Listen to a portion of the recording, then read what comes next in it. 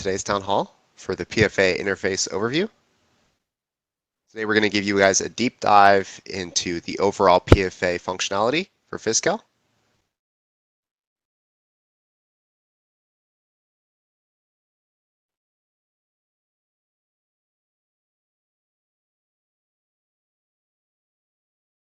We'll go ahead and get started.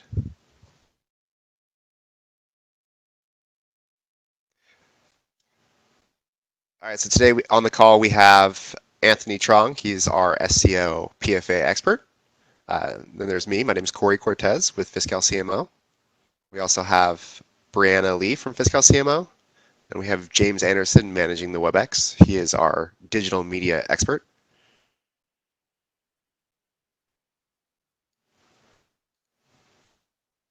Just a few quick reminders as we start. Hopefully everybody received the invitation.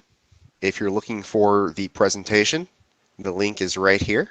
So that'll take you to ServiceNow where you'll be able to see the latest presentation.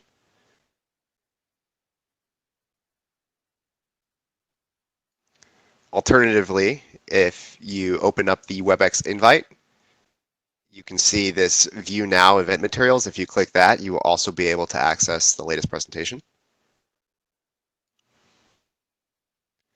I'd like to remind everybody, for any questions you have today, please use the Q&A chat box. It is visible to all of us, whereas if you message us individually, then we may not be able to see it or we may miss your question.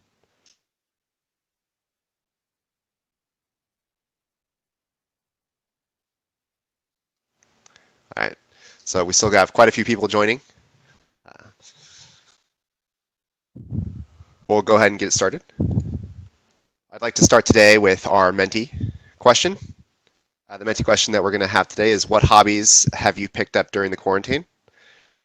If you go on your phone and you go to www.menti.com and then you type in the code 328544, you'll be able to see something like this where you can type in your answers. So I'll go ahead and type mine.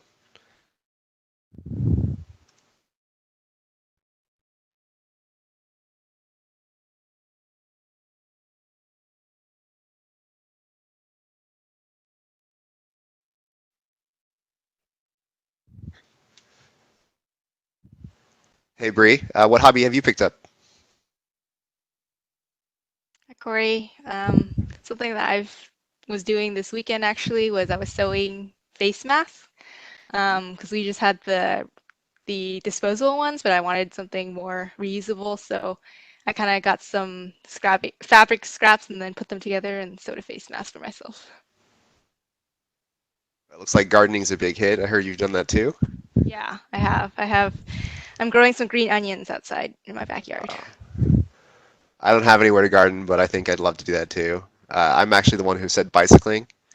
I haven't had a road bike for many years now, but I decided to go out and pick one up. It looks like that's pretty popular too because all the bike shops are packed. So I'm getting some, I think we got a comment about, if you're not able to hear me, I can hear Bree and I think she can hear me. So we'll try to get James to help you figure that one out. And then James, are you there? Yeah, I'm here. Oh, how about you? What kind of hobbies have you been picking up? Well, I rediscovered gardening like everybody else, and something that I learned, well, I redid my whole backyard, but something I learned, when you have the predator bugs like ladybugs and praying mantis, and I learned that don't get the colony of ladybugs. They're great, they're beautiful, and they stick around, but they fly away because it gets hot. You got to put them in at a certain time of day, early morning or late evening. Now, the praying mantis, you can get like praying mantis eggs and put them in your garden, and they'll help eat aphids, and they're safe to have around kids and pets. And they help take care of wasps and hornets, too. So, fun fact. So, I have some praying mantis in my garden right now protecting it. I got tomatoes and squash going. And lettuce, lots of things. I mean, that's a good fact. Praying mantises probably better than ladybugs if they're native in your area. Yeah, they don't fly away. So that was the key thing. Ladybugs flew away, they were gone, but the praying mantis, they stuck around. So that's great. All right. Yeah, it looks like a lot of people are having some really good hobbies going on. 21-day fix, a lot of eating. I know I've been participating in that. The house projects. I've been talking with my sister a lot. Um, it's a big thing if you own your house. All right. Thank you guys for participating in our Menti. We got some mixed feedback about it last time. Some people liked it, some people didn't. So we decided to continue since overall it looked like we had some positive feedback. We use it to collect some of our feedback from you guys later on. We'll ask how the presentation went and for any ways that we can improve. So we really appreciate you guys participating. All right, so today we're going to talk about the PFA interface functionality. And this is for departments for July, this is going to be the most impactful piece of functionality. Hopefully everybody on the call is, we've got all the right people on the call for PFA, all your PFA processors. Anybody who works with distributing the cost from PFA. I've seen this infographic. It covers at a high level what's going on. It has like what is the PFA, what are eligible transactions, what's the interface, like what does that mean, and then some benefits. But in the presentation today, we're going to give you some more background on that PFA a little bit deeper. We'll go some more into those eligible transactions since those are important. And we're going to give you I'm going to announce today that there is going to be a little bit of a difference between this release and previous releases where we're going to have an interim process between when we go live in July and when the full PFA functionality goes live. The full PFA functionality is a big chunk of functionality which we'll go through. And so we'll have to bear with us for that. And I'll get into some more details about what that means to you. All right, so let's go into some background and some eligible transactions. Hopefully everybody knows this, but the PFA is just plans that are proposed by departments to allocate those costs from one fund, typically a source fund, or appropriation to other funds or appropriations, and so those would be the ultimate fund. I know clearing account is used primarily as the source fund. Okay, so if you need help, you can go to, or if you need more information, you can go to the State Administrative Manual.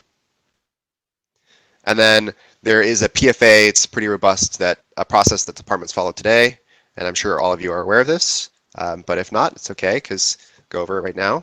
First, you're going to perform those PFA transactions in Fiscal.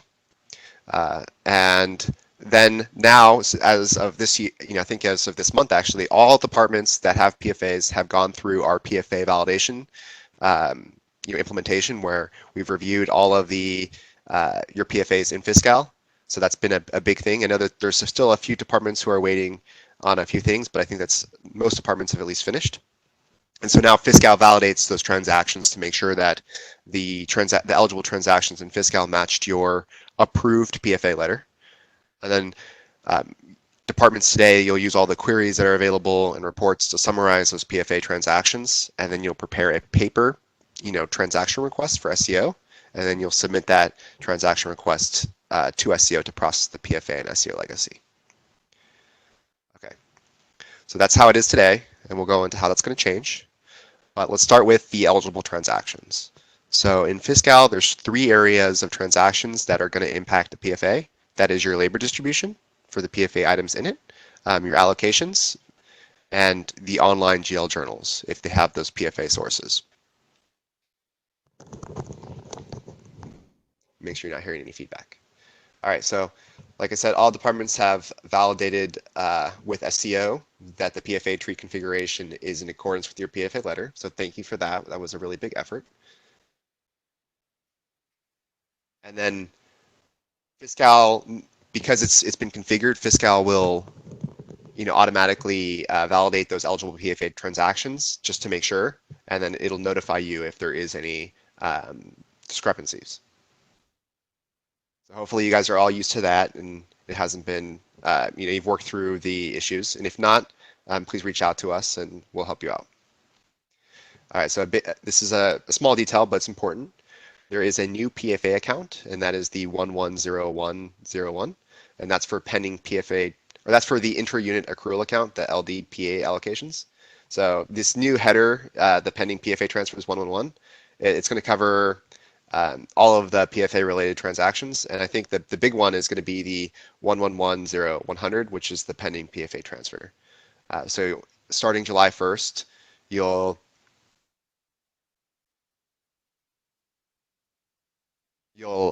be able to, you'll start seeing these in Fiscal.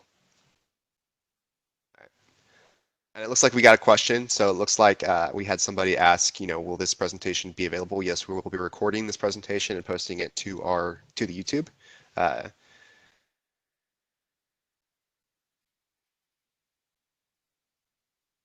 and then it looks like we had another question. Why didn't they have this PFA transfer account before? And we're doing our best to make sure that it's right. And as this new functionality comes in, this is a good opportunity for it. Okay. So that's the background. This is a question actually that we asked you guys, hey, some more fun questions would you guys like to hear? So if you had a superpower, which one would you choose? So this is a recommendation from the audience. We gave you some choices: invisibility, superhuman strength, talk to animals, read minds, or flying.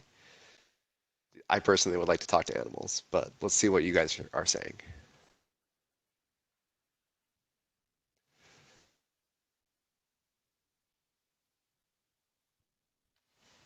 I think reading minds would be a little creepy. But I can see its use.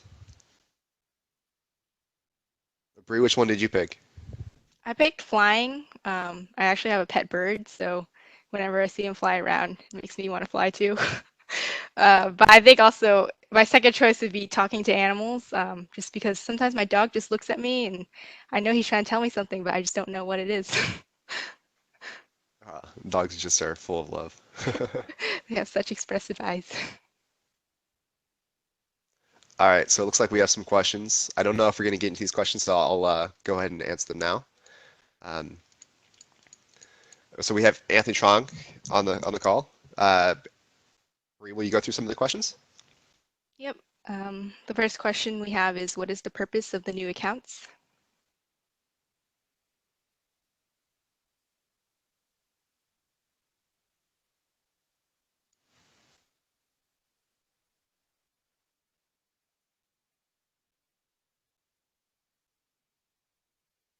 Anthony, you might be muted.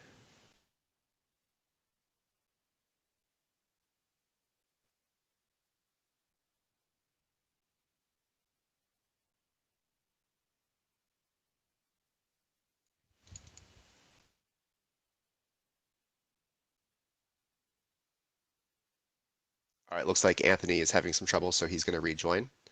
We'll take a pause on the questions and then just go into a little bit more functionality and collect a few more. Okay. So it looks like flying was the clear winner, and it looks like everybody's already super strong, so we don't really need the superhuman strength.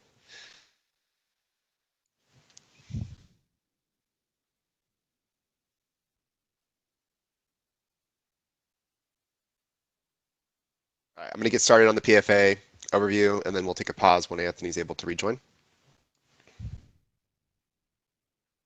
All right. So at full functionality,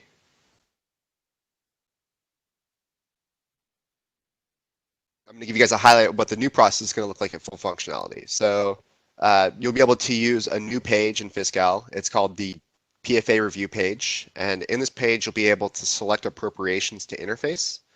So hopefully that'll be pretty helpful because you can just select by appropriation and it'll collect all of the transactions. And there's this new PFA ledger that it's like a staging ledger, which we'll get into too. And so the process goes: one, you'll select your PFA activity by appropriation from the PFA interface view page and preview TC36 with legacy values. That will be sent to SEO Legacy, so that way you can get an eye on what that's going to look like. Two, after providing certification and legal authority for selected appropriation, there's going to be a cache reclass process that's going to run to make sure all of the cache lines are ready, and CVCVAC is going to be tracked. And then three, at batch, entries in the PFA submission ledger are going to be recorded and interface and then recorded in SEO Legacy that same night.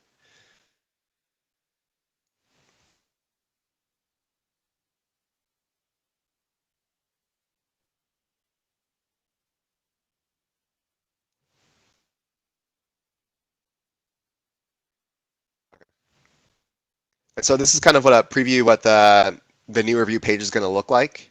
It's going to capture all of the eligible activity that's validated and it's been through the process that we already talked through.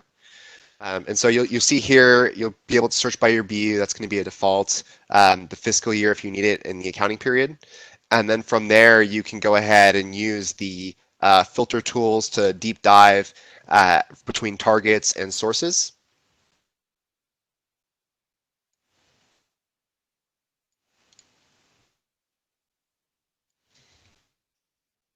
Hey, Corey, I reconnected if we want to go over questions. Okay. So Okay. we'll leave this page up, and then Bree, why don't you go ahead and get into the questions again? We might need to repeat where we're at. The first question that we read was, what is the purpose of the new accounts? So the purpose of the new accounts, we had to create new accounts kind of because of the milestone 4 changes. So basically the new accounts will replace the pending cash for your allocations, for example. So we're making sure that when you run your allocations or your LD, the cash basis impact is not recognized right then and there, and it shouldn't be, right? Because it's not been sent over to SEO yet. So by substituting these new accounts in, you'll still be able to do your accruals just the way you are today. So, like, having these new accounts allows us to keep SEO fiscal, or sorry, SEO legacy and fiscal in sync because we're making changes to the cache reclass process, and we'll go into more detail on the later slides. But we're making changes so that basically the cache reclass happens the same night that the PFA posts in legacy. So that's the idea. The next question that we have is, what if one of my funds is not listed in the PFA tree? Will it go into effect when we go live? Okay. So if it's not listed on your tree, then I assume that that means that you've still got to send in a proposed PFA to finance and to SEO. So if that is needed for your PFA transactions, you should do that as soon as possible. Okay, the next question that we have is, with this new account for PFA, will it be cleared when SEO processes?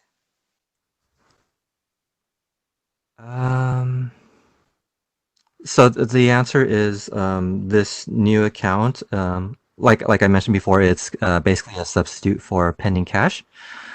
So the short answer is yes. The same night that the TC36 posts in Legacy, the postings under this account should be backed out and changed into cache and state treasury impact. Okay, the next question that we have is the July 1st date processing date or accounting date? What July 1st date are we talking here? I missed some slides, obviously. Sorry. I think that's the July 1st go live date. Okay.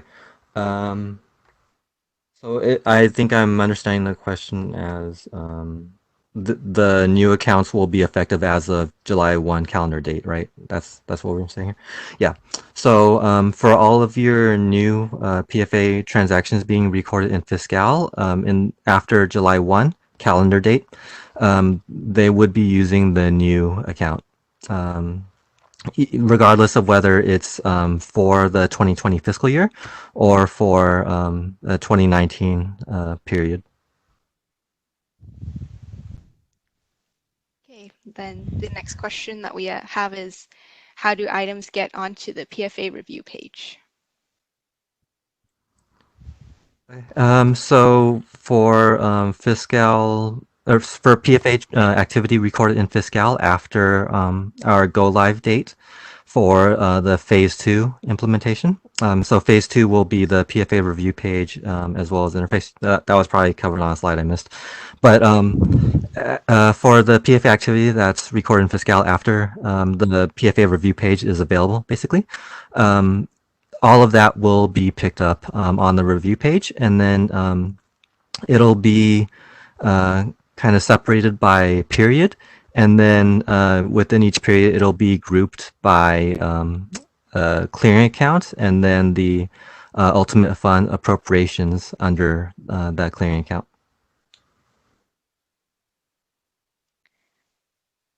Okay, and then the next question we have is, what is the cutoff time for selecting items online on the PFA review page for items to be interfaced?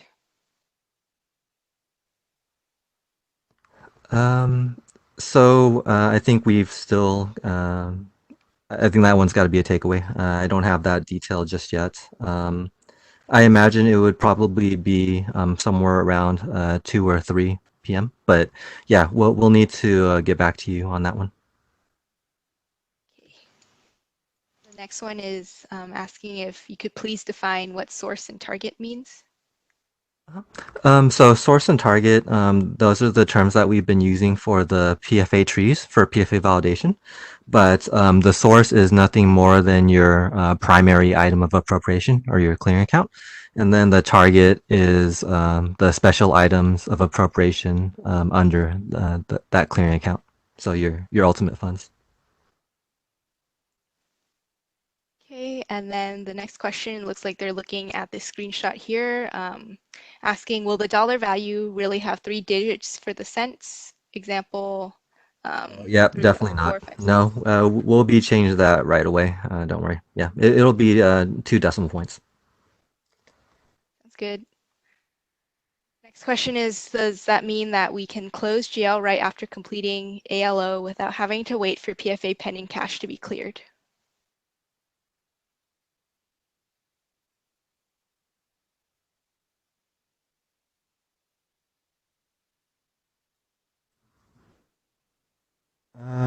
So I believe the answer to that is yes. But I think I'll have to check on that. Okay, the next question is appropriation reference a criteria in the PFA validation process? Yes, appropref is part of one of the chart field values that we take into consideration. Yes. Okay, the next question is, do you have to have a clearing account? So in the cases, so this question comes from SEO departmental. So in this case, there is no program 99, but the source for you guys is the program 10, right? So that's effectively the clearing account.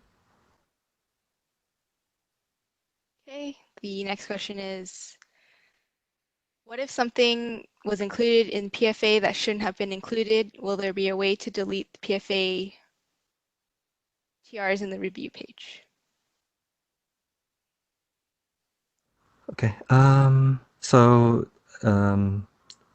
only PFA items should be picked up on the review page, basically. So in order to be eligible to be picked up by the review page, the transactions would have to have gone through PFA validation first, and then let's see. So like if the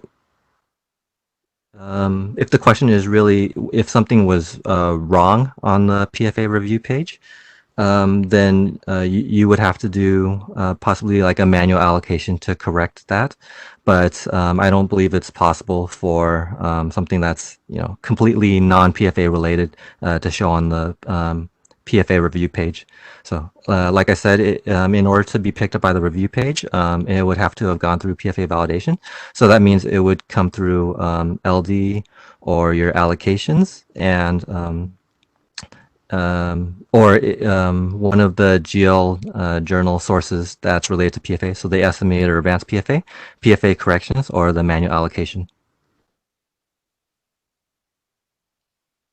Okay, the next question is, will this process prevent errors by users through the paper process previously? This review page captures all data. Does this review page capture all data from our modules? So yeah, I mean, ideally, this would eliminate paper error. Now, when we say it captures all data from submodules, So basically, if you have like vouchers hitting your clearing account, all of that activity should be picked up by your allocations, right? Um, we're not picking up from the submodules. We're just picking from LD allocations or the manual GL journals that are related to PFA. But yeah, I mean, it should pick up all of the allocations, should fill in that gap and pick up all the submodule activity. Next question is, will transactions posted after July 1st with accounting date before June 30th be affected by the new PFA process? Yes, they would. So first off, I heard Corey mention the interim process. I don't think that we've gone into detail yet. I think that's way later. But the answer is yes, it will be affected in some way. So if it's posted in Fiscal. So if it's activity that's posted in Fiscal prior to the PFA review page being available, then there will need to be a new interim process that involves a paper TR still. So that would be the first process. And then if the PFA activity is recorded in Fiscal after the deployment of the PFA review page, then it would go through the review page and interface to SEO, regardless of the accounting date. Okay, next question is, when our department goes live, how do we PFA an amount that was prior to July 1st, 2020? For example, an amount from March 2020. Okay, so the way I'm reading this question is this is an outstanding item that still needs to be sent to SEO, but it was recorded, let's say in March, right, prior to June 30th. So this would follow the interim process that we'll be going over later. Can you please show all the chart fields that will appear on the PFA review page? So on that note, for this page, this is still very early. I know there's some comments about the monetary amount and remaining amount. We are still building this and working through it, which is why that there has to be an interim process. So we won't be able to show you more of the page than this at this time. So I apologize for that. Before the full functionality goes live, we'll definitely have another town hall where we'll show more demonstrations and training videos on specifically how to use the pages in Fiscal. You know, at this time, we're not going to be able to show that. So Corey, actually, I think this screenshot, this work in progress screenshot, does actually have the chart fields that we're planning on showing. Talking about this part right here? No, I'm talking like down below. Oh, okay. So yeah, like, you know, the fund ENY appropriate account program. And then we're planning on showing the exact child project for FTF and capital outlay appropriations. So that, for example, if you have, you know, funding for just one child project, but not for others under the same federal catalog number, you would be able to select, you know, just the child project that has funding. But yeah, these should be the chart fields that we're considering. Okay, the next question we have is, how long can items be on the review page?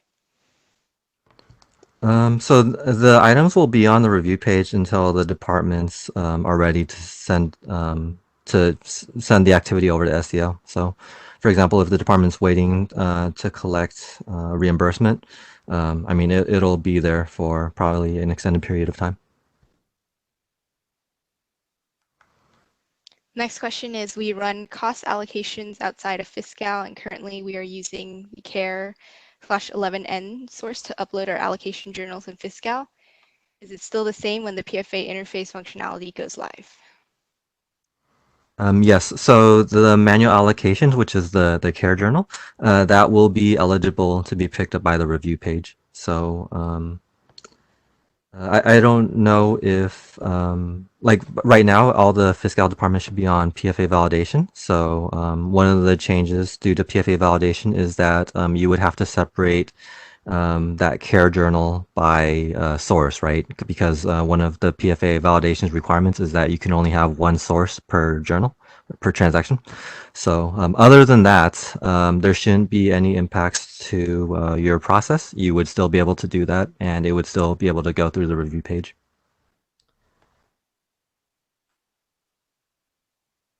Okay, the next question is, what does remaining amount mean? I see it on the first line that is pending.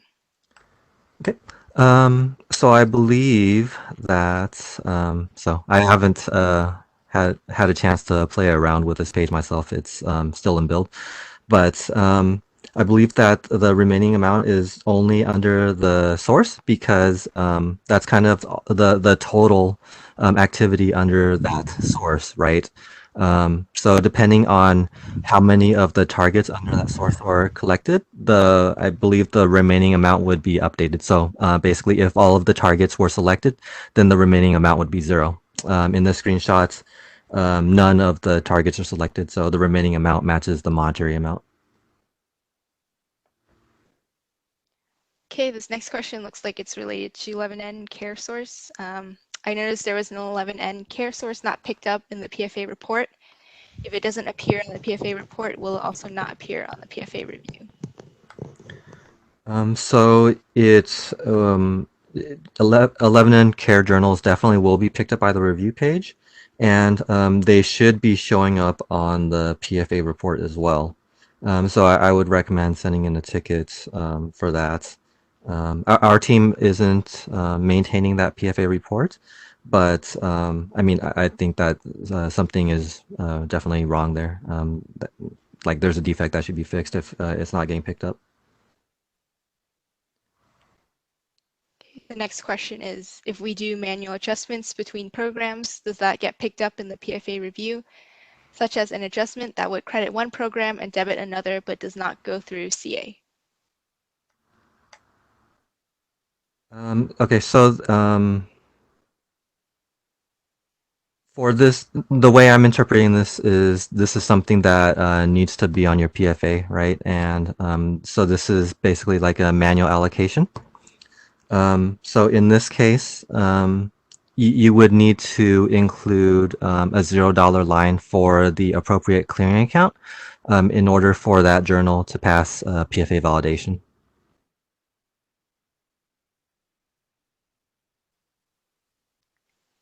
Okay, the next question is, appropriation reference is a criteria in a PFA validation process.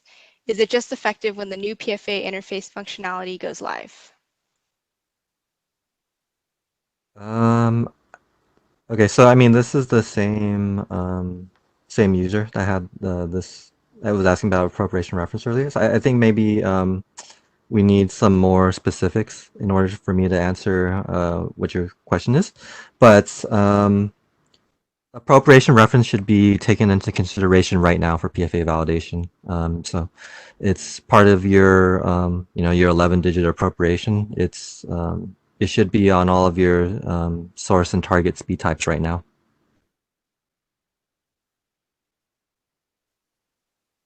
Okay, the next question is, if we do manual adjustments, oh, sorry, just read that one.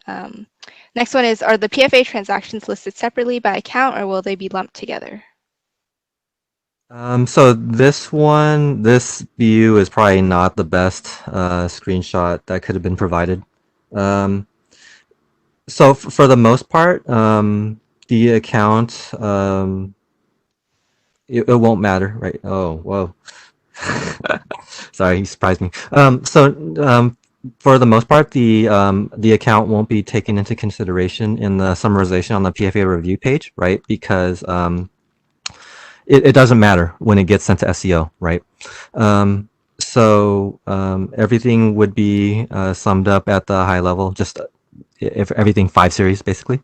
The only exception why account would matter is just for one specific department, and that was the department screenshotted. They happen to have revenue accounts in their PFA. So, but for the most part, it would not matter. Okay. The next question is for PY PFAs, for example, June 2020 PFA that will be entered after the review page goes live. Can we just ignore the PFA review page and do our current paper process for that period? Will leaving some transactions not submitted via this PFA review page cause any problems? So I think the answer to that is no, you would not be able to. I don't believe that SEO SARD would accept the paper TR for these transactions because it should go through the review page if it's available. Okay, the next question is the source speed type and target speed chart new fields for the new PFA process? Will we need to configure these? So this isn't something that the departments would configure. This is something that our team, SEO Fiscal, configures, and then we work with SEO SARD. SEO SARD approves what we've configured after reviewing it to make sure that it's in line with your PFA letter. But yeah, all of these source and target speed types, as well as the PFA trees themselves, they've all been configured already. So most likely, somebody from your department would have gone to BP45, the allocation update, UAT. So they would have seen these configured already. What if I want to reallocate what is on the PFA review page? How do I pull back these transactions? So this would be done by most likely entering in manual allocations, so these manual GL journals to reallocate. Okay, do FSCC / 10N transactions get picked up in PFA? No. For the most part, I believe that SEO type should be used for just reclass of just adding departmental level chart fields. No, those will not get picked up by the. They don't give. They're not valid for PFA validation, and they're not going to get picked up by the PFA review page, and they're not going to go through the PFA interface. Okay. Next question is, will a journal voucher which allocates from clearing account to direct program be eligible for the PFA review page?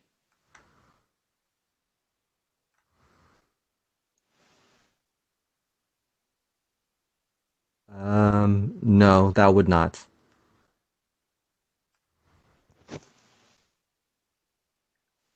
Okay, the next one is, as you mentioned, the reference is the criteria and the PFA validation process, but right now our manual allocation, including reference 101, which is not on the tree, it looks like doesn't pass the PFA validation. Is something wrong? Okay. So for this question, PFA validation is checking that the sources and targets are balanced.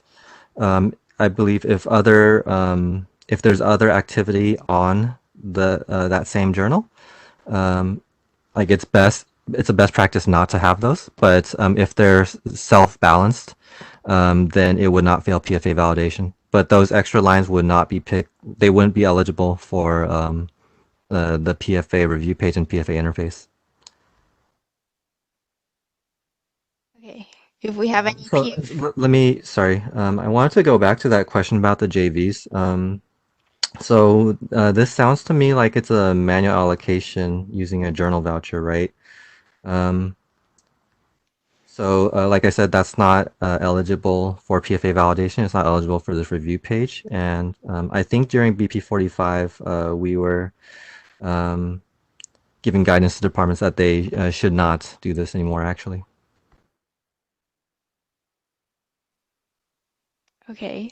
The next question is, if we have any pending PFA from fiscal year 19-20 that is not on the PFA review page, can we still submit a paper transaction request? So yes, for those, it would need to go through the interim paper process, which we'll be covering later. There are more steps than just the paper TR, but yes, it would involve a paper TR. Okay. Next question is, what if the agency submits June estimate PFA?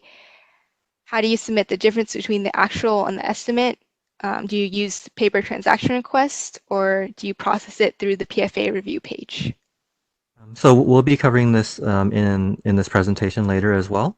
But the short answer is this would all go through the review page. Next question is year-end reclassification accruals use the account 11091100 with journal date 6/30/20, source ACC. Will the system allow the reclass accrual reversal under the account 11091100 journal date 7/1/20 and source ACC instead of the new account 11101100? So I believe one of the milestone 4 changes is disallowing the pending cash GL account for transactions after July 1, 2020. But as part of the new year-end open accounting entries, rather than reversing the year-end close reclass entries exactly, you would be putting the new account.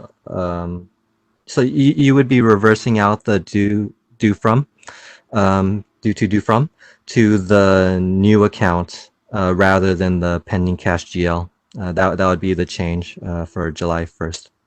And then on that For the new note, for fiscal year. the year-end reclassification, so we've been working with the Department of Finance to make sure that they are updating their training. So we highly recommend every department takes the PFA training or the year-end close training from DOF. Okay, the next question is, after July 1st, will this new PFA interface be shown on the SEO tab run, same as today, with a specific number, or do we need to search on Fiscal for the lump sum per appropriation? So I'm not sure that I quite caught that question, but the answer is, or the way I'm interpreting it is, um, basically, whatever appropriations you select on this review page, right? So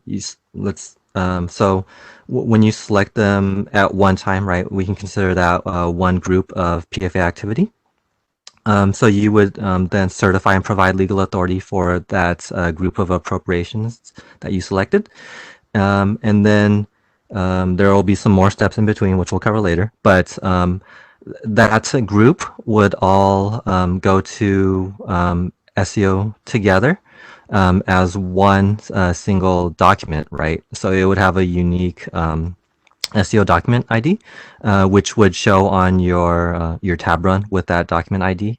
And then we're planning on we have we are planning on having a tie that some pages and reports that allow you to go trace something back from the SEO document ID back to I don't know if we mentioned the PFA submission ledger yet, but back to the journal that's posted in the PFA submission ledger, and then all the way back to your allocation or your LD transaction. So we intend for this process to streamline reconciliation for departments as far as PFA is concerned.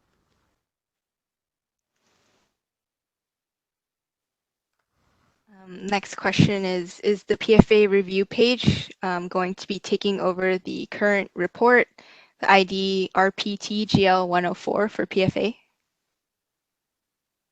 So after we deploy, yes, the intent is that departments would refer to this review page as well as the other pages that we're creating. We would not be making updates to the existing reports any longer. Okay, and then the next question is, if manual allocation entries were done using FSCC 10N in error, will a paper TR be acceptable?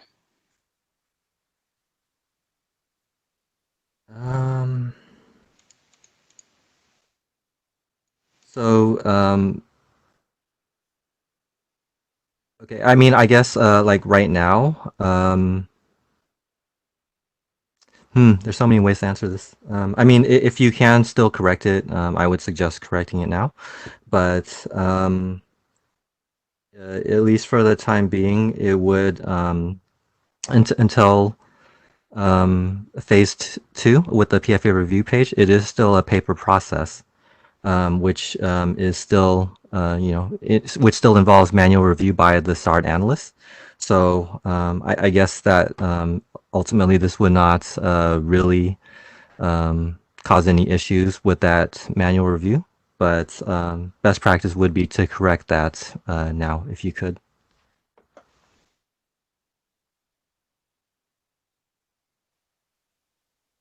Corey, that looks like all the questions that we have for now.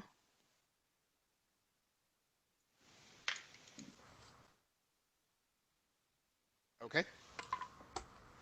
So we'll go back into the presentation. That was good because those are a lot of good questions. Thank you everybody for your participation.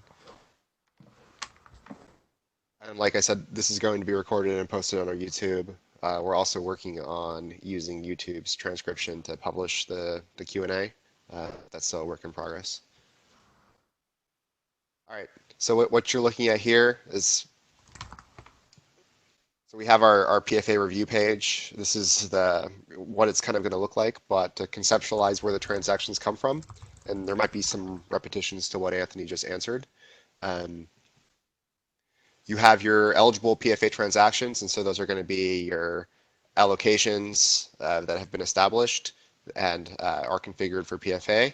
And then those are for the PFA validation. You have your labor distribution, and you have any online journals that use the PFA sources. And then using the page, you'll be able to select your source and then what that is going to do. And then also you'll be able to select which appropriations in that source will need to be combined to be sent out. And if you make a selection when you make a selection, it's going to collect all of the appropriations that are used across all the transactions. So you'll see here in our example, we selected everything but target E. And so what that means is that any appropriations that have target E in the source transactions will stay there. So they won't be collected from the eligible transactions.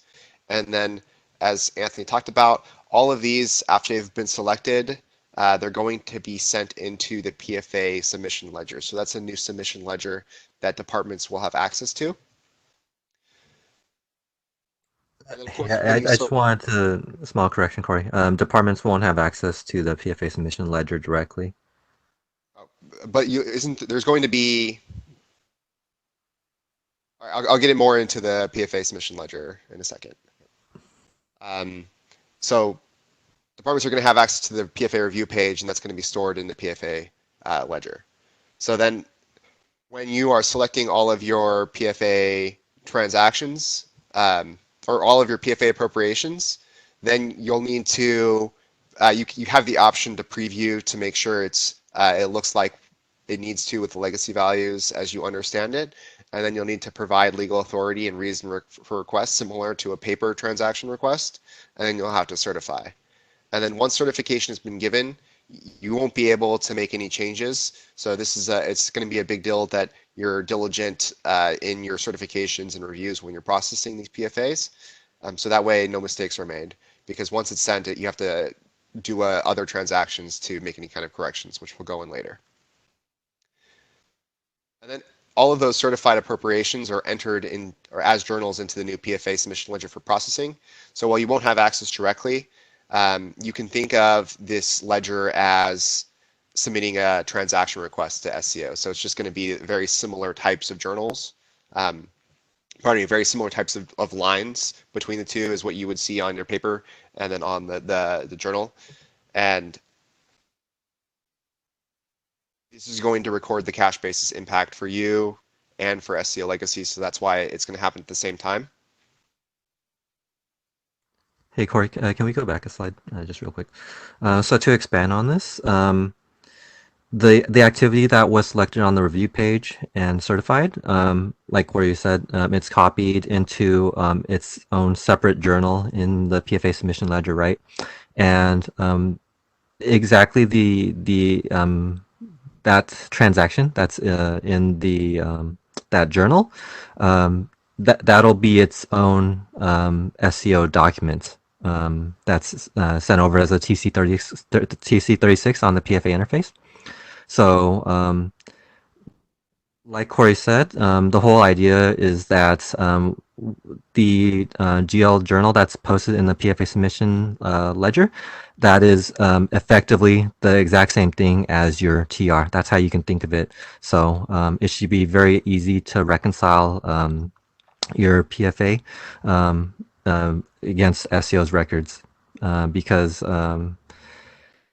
the SEO document ID would tie exactly to a specific GL journal in the PFA submission ledger. And then, like I mentioned earlier, on the history or detail pages that we're planning on deploying in the phase 3 would allow you to tie back all the way to the source LD or allocation or manual GL journal.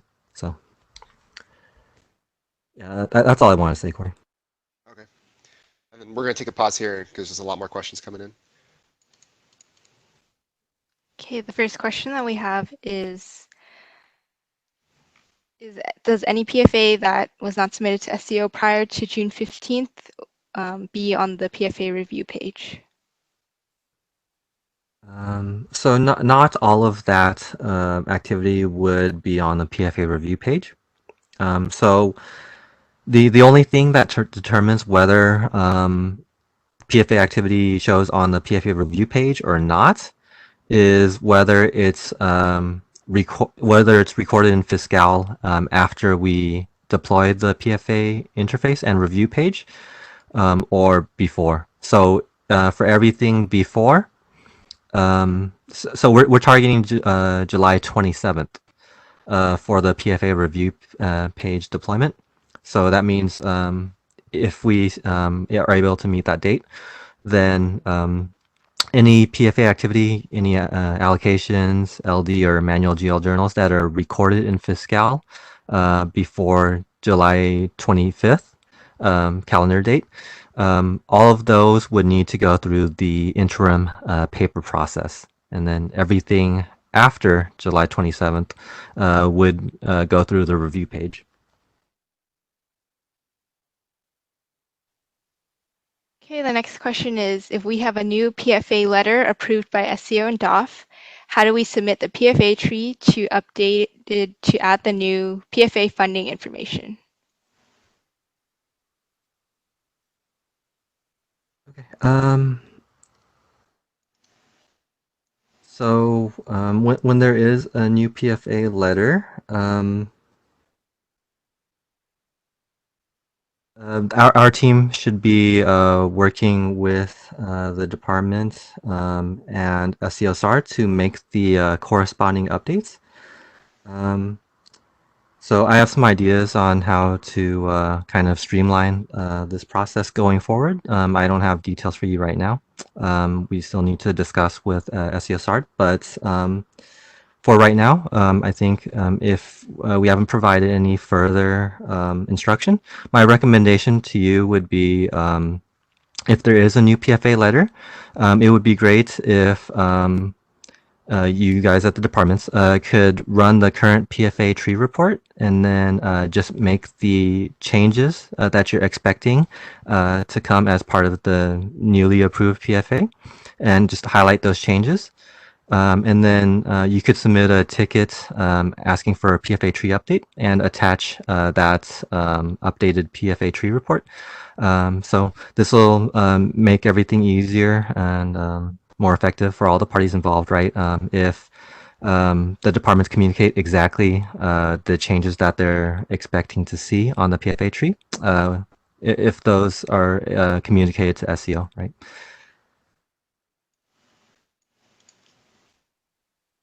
Okay, the next question we have is, if one appropriation is not selected, will it stop the whole allocation? No. So you, in this case, The activity wouldn't be picked up by the PFA review page until your allocation had already been posted, right? So it would have already gone through PFA validation and posted. So there's no impact to your allocations as a result of the review page. So you can still run your allocations and accrue the expenditures like you are right now. And for the items that are not ready to send over to SEO yet, they would just wait on that period's PFA review page, and you would go back to that period and send over those transactions once cash or authority is available to send over that activity.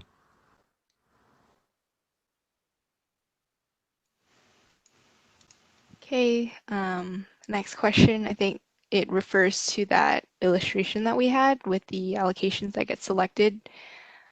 Corey, I think it was a few slides back.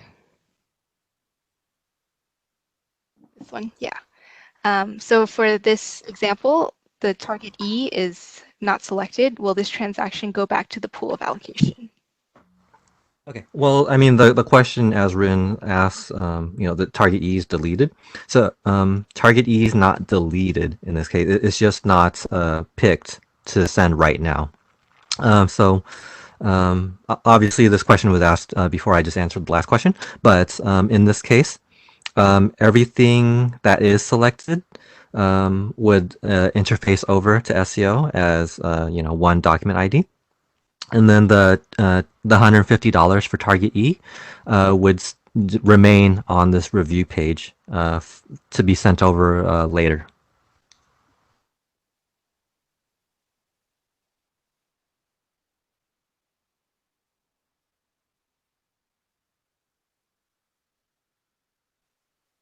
The next question is, can we view the PFA submission ledger?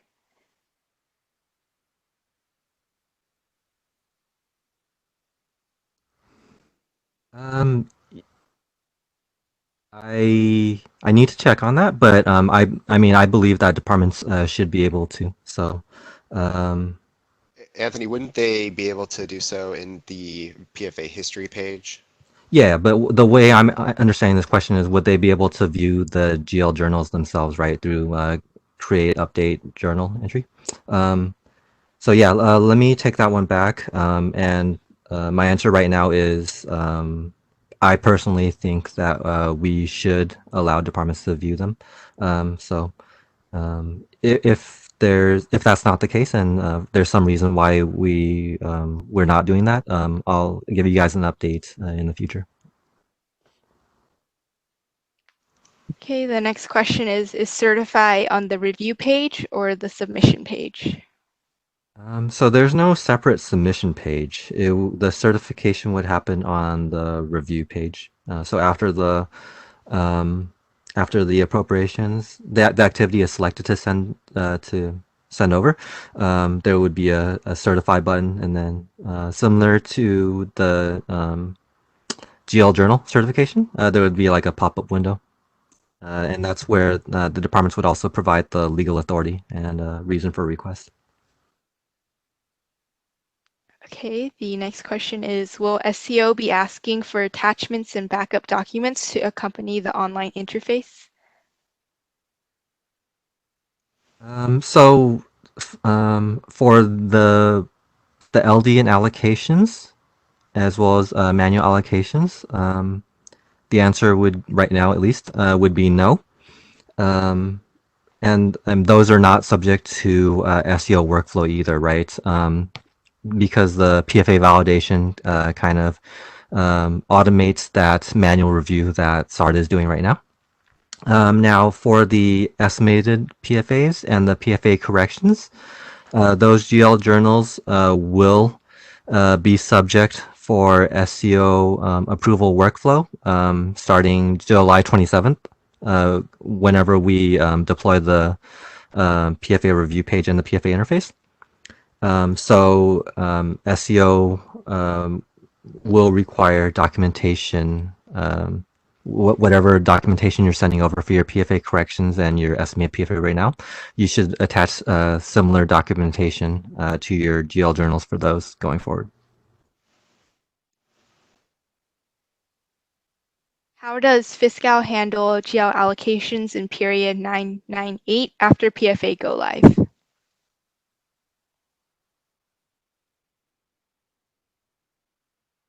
Okay, I might need to take that one back, but I don't believe that that would be, I don't think that that would have any impact on the review page or interface.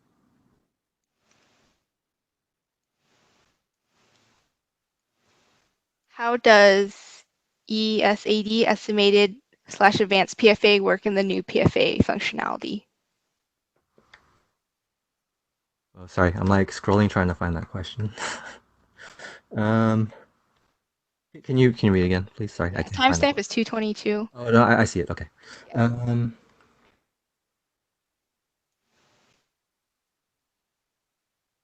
Oh, it's like auto scrolling. I lost it again. Okay. Yeah, sorry. Can you just read it again? Yeah. Sorry. Yeah. How does ESAD estimated / advanced PFA work in the new PFA functionality? And I finally found it. Okay, so for this, we'll have slides later to cover the entire estimated PFA process. There was a question earlier about how we're going to allow departments to send over first the estimate and then the net actual, right? So that's will be covered on the later slides. But for just this question, the starting on after the deployment of the review page, estimated PFAs, the ESAD GL journals, they'll be subject for SEO approval. So the estimated PFAs, you could go ahead and send those. After it's been basically after it's been approved and posted in GL, then it would be picked up by the review page, and then you would just go to the review page and select it to send over to SEO. And then yeah, we'll cover the rest of the process on the later slides, but just for the estimated PFA itself, that's how it would work. The next question is, will bond cash transfer for the PFA still be a paper transaction request? So we have slides later for that as well. But sorry. But the answer to this is no, basically. So for the interim process where you're sending a paper TR for the PFA transaction, you'll also send in a paper bond cash transfer for those. So that'll be for all the PFA transactions that are recorded in Fiscal prior to the deployment of the PFA review page in the interface. But for all the activity that's going through the review page, there wouldn't be paper involved. So what we're planning, and we'll go into detail later, but what we're planning is for the bond cash transfer related appropriations, you should select those separately from all of your non-bond cash transfer activity. And so we'll basically have a process for you to create a PFA related bond cash transfer and associate that GL journal on this review page itself, with the related appropriations that use those bond funds. And then our interface would ensure that the two interface over to SEO the same night. So they go together so that you have a $0 balance. So you maintain a $0 balance in your bond fund at the end of the day. Okay, the next question we have is, will bond cash, or what if I selected the wrong items on the review page? Can I request and unpost on the submission page?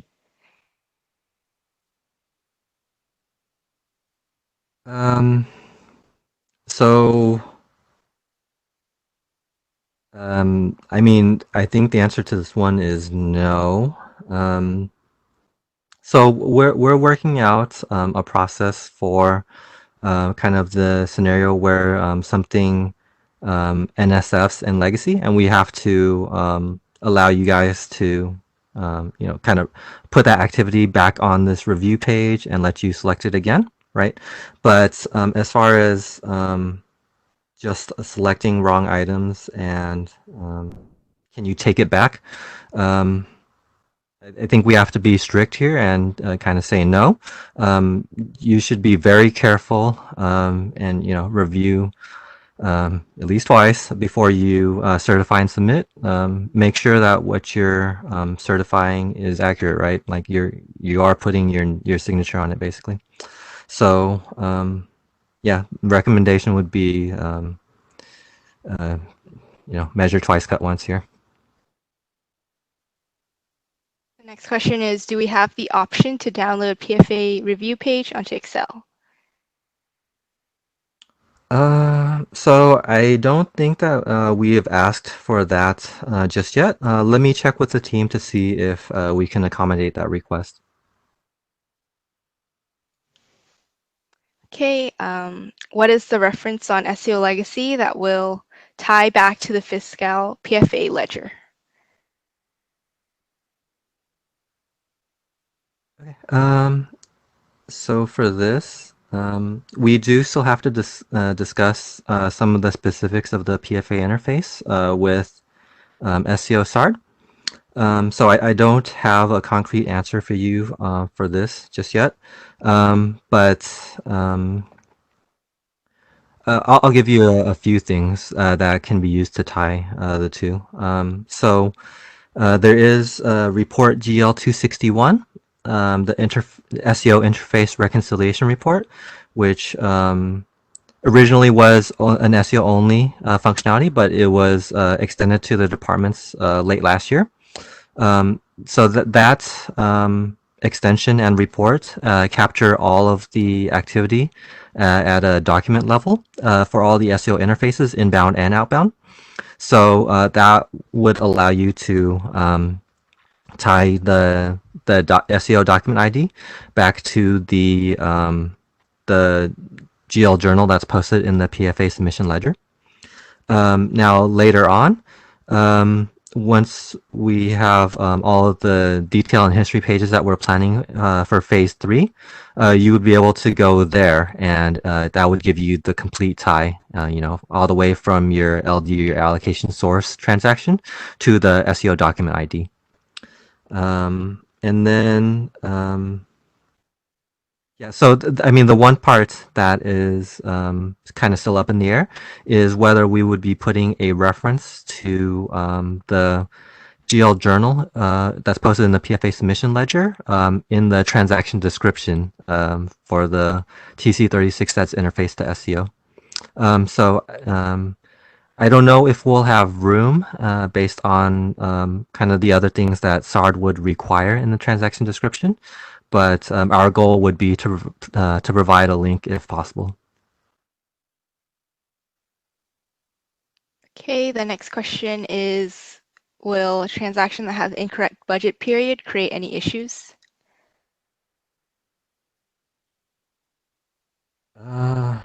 Transaction that has incorrect budget period. Well, I mean, if it has an incorrect budget period, I mean, sorry, I guess I'm not getting the question because wouldn't that fail budget check if it had the wrong budget period? So I don't know. Maybe if you could clarify that question.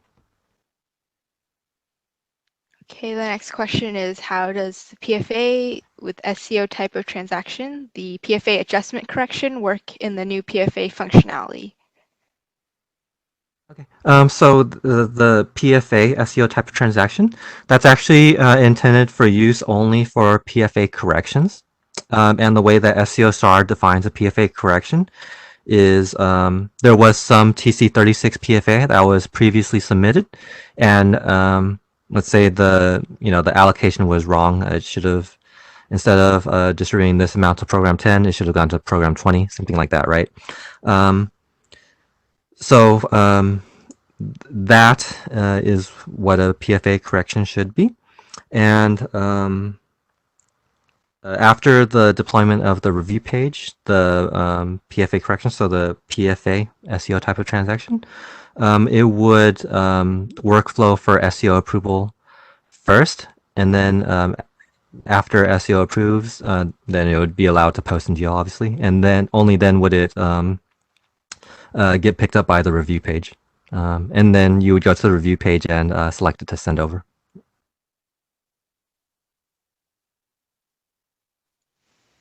Okay, this next question is asking for clarification and elaboration on the PFA submission ledger, and is it in the review page?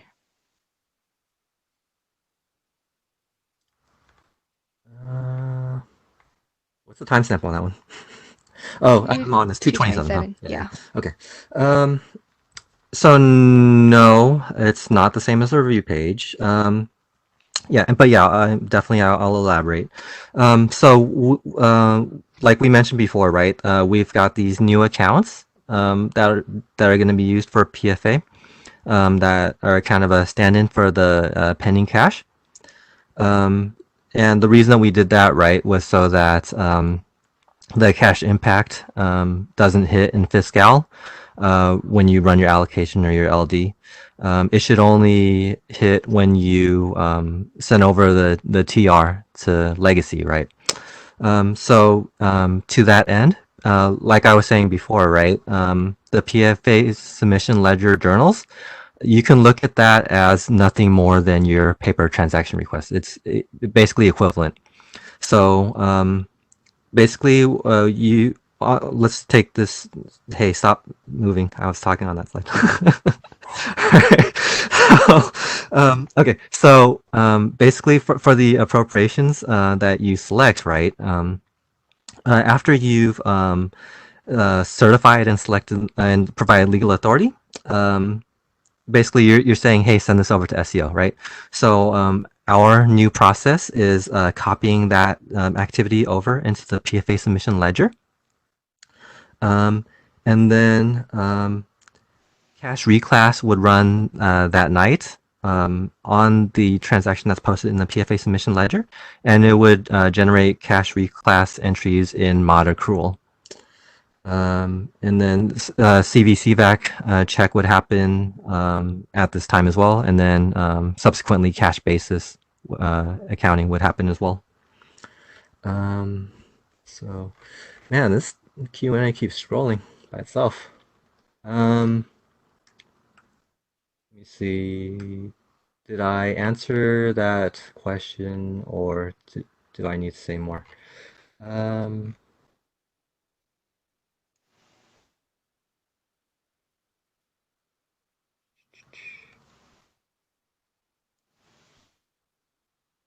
then Anthony, if you find the question, you want to read it, if you can click it and it won't scroll. Oh, okay. Yeah, I'll do that. But seriously, this is really annoying. Okay. But yeah, okay. So I think I pretty much answered that question. And the only other thing is, again, what's posted in the ledger by our process, it's basically equivalent to the transaction request, right? So that's exactly what's going to get picked up by the PFA interface and sent over to SEO as a TC36. So yeah, so I think we're good on that question. Okay, the next question. SEO source appropriation targets would not balance if one target was not selected. Does the source appropriation adjust for the amount not selected? Mm-hmm. Yep, that's correct. So based on the work in progress screenshots before, if you want to go to that slide, Corey. Yep. So here, again, like I haven't played with this page myself, but the monetary amount should be the total amount of activity under this source, for example, right? And then the remaining amount is what wasn't selected, right? So it would dynamically update based on the target appropriations that are selected. Yep. Okay, the next question is budget period critical in this new process? Um,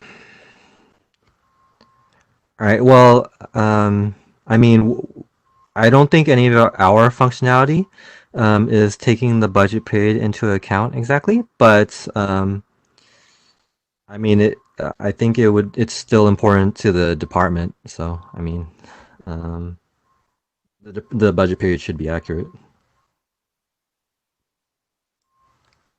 Okay, the next question is also referring to that illustration slide that we have. Is the PFA interface review page cumulative or by month? In other words, will target E that was not selected this month mix with next month's target E?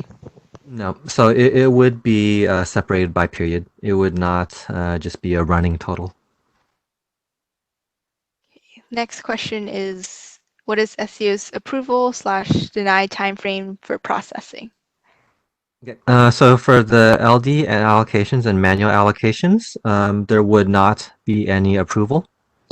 So again, the idea is that PFA validation replaces that manual review by the SARD analyst, right? So for everybody involved with the PFA tree updates and BP45 UAT, um, there is kind of we all know, right? There's kind of a bit of upfront effort to make sure that everything on the tree is correct and meets your needs for your allocations in your LD, and that it matches the PFA letter. But kind of that effort is amortized throughout the year, right? Where SARD analysts don't have to manually review the paper TRs every month or more often after that. And the benefit for the departments is basically if there's no issues with failing CVC check or anything like that, it'll interface over the same night. But for the transactions, the manual GL journals that are subject to SEO SARD approval, so the estimated PFAs and the PFA corrections, those are still subject to the normal SEO SARD processing time.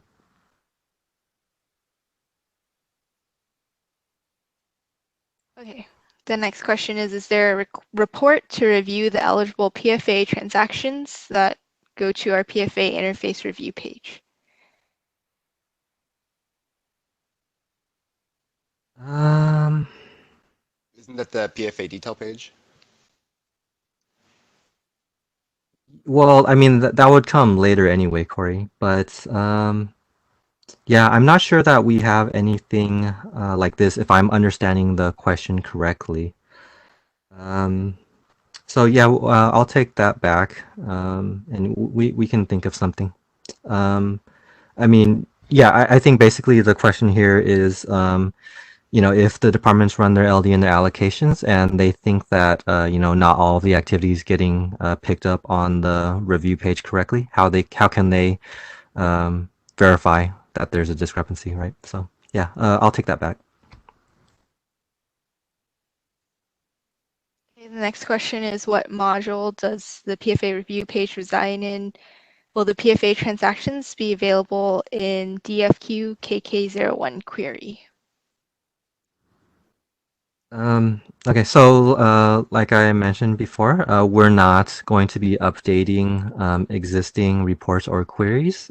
We intend for users to, just use the pages that we're building. But as far as the navigations, it's going to be placed in Fiscal processing, and then interface, and then GL, and then PFA interface, I believe. Okay. What if I selected the wrong items on the review page? Can I I request? think we asked this before, didn't we? It's a new one. Yeah. It's a repeat though. Oh, So can they request an unpost on the submission page? pretty sure this is where I was all stern and said no, right? I think we answered this. The answer to that one is no. Yeah, the answer is no. And the next question is, are we going to be able to test this before go live? So there are not plans for kind of like BP45 style testing where we call in all the departments. It'll be just finance and DGS testing this functionality on behalf of the departments. And we're going to be looking at as the full functionality because, like we said before, full functionality isn't going to happen until after July. As we start to understand what the timelines look like for releasing the full functionality, we'll investigate ways to either create content around the page so you can see the different situations, or giving some departments access, but it's all still under or in planning.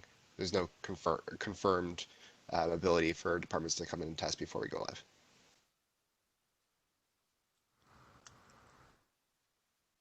What is the navigation path for report 261?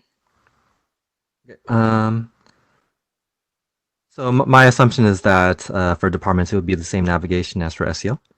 So if that's true, it would be under fiscal processes, and then extension, and then GL, and then interface reconciliation. How will the PFA interface with FTF work, especially with the timing of federal draws? And so that's exactly why we're giving departments the ability to select the appropriations that are ready to send over, right? So um,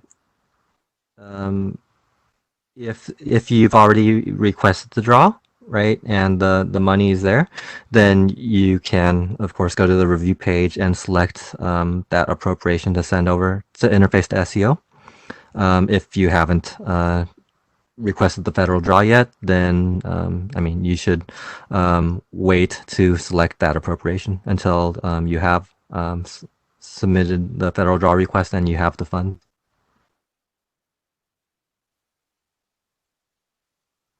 We currently use the PFA report and PFA transaction report to validate the PFA report line items before sending in the paper transaction request. Are we using the same reports after July 1st? So, Live date. yep, for the interim paper process, yep, you would continue to use those existing reports.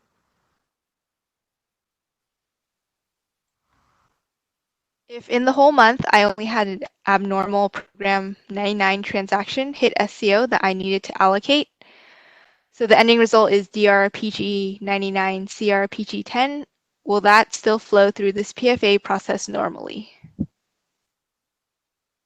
So I might need to take this one back, but I'll just give you an answer as of right now. If this all of this activity is just the result of your LD and your allocations, and you really do have a negative PFA for some reason, I don't believe that there would be anything different. It would go through the normal PFA process, but yeah, I'll check on that and get back to you.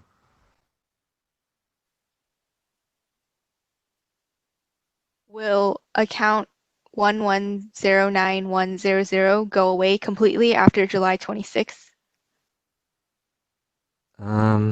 So starting July 1st calendar date, actually, for PFA transactions, the offset account instead of the pending cash GL, it should be the new PFA accounts. So rather than the July 27th date, it would be July 1st.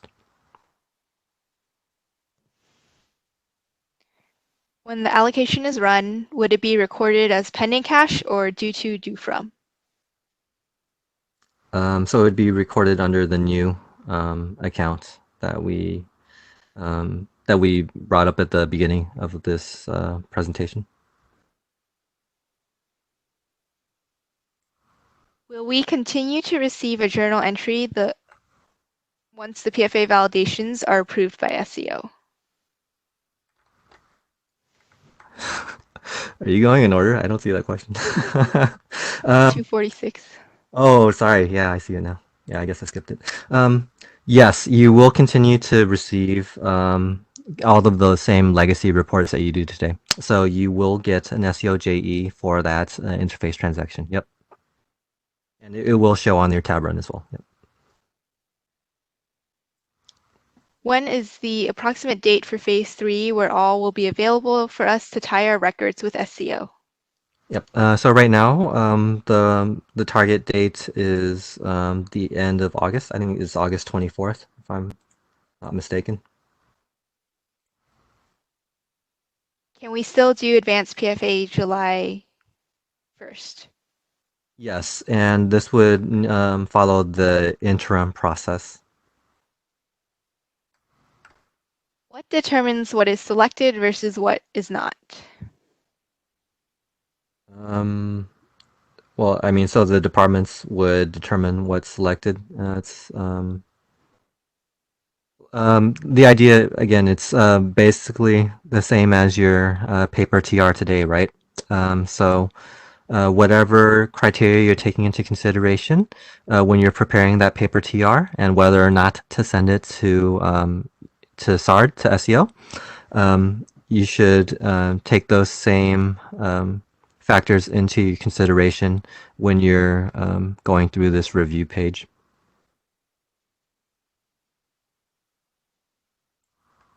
Do we no longer have to submit backup documents for credits to direct program from PARs, etc., if it is included in the regular PFA, not a correction? Yep. So this is the same question as I think 2 or 3 back. Right now the answer is yes, but I'll need to take that back. Can we remove transactions from the PFA ledger if we can't PFA it at all?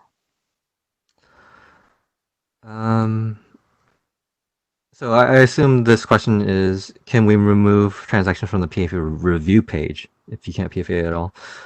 So in that case, basically the idea is you should take whatever corrective action you need in monocruel, right, through manual allocation, so that the correct activity does show on the review page.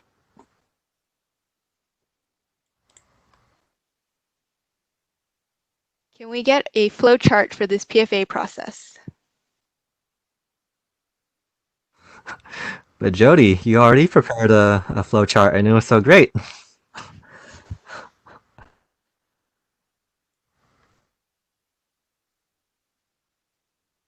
Can we have 2 or more outstanding PFA review pages with different periods until we have completed our PFA for each period? Yes.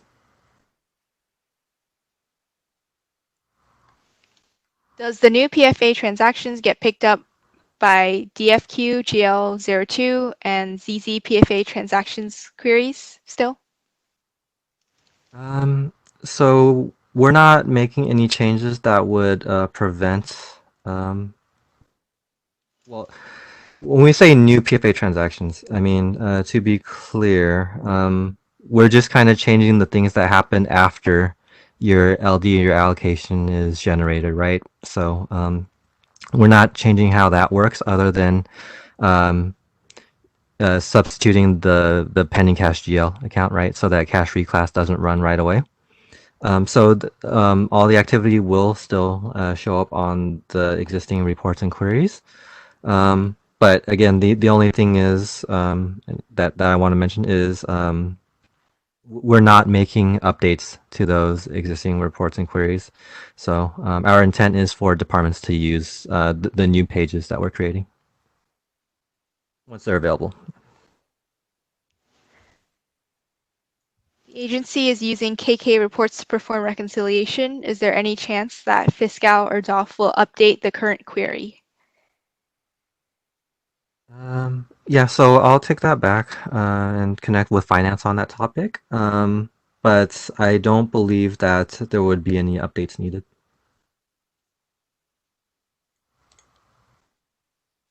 Okay. Our manual allocation journals normally have over 100 of different combo coding of Fund Appropriation Reference Program, ENY.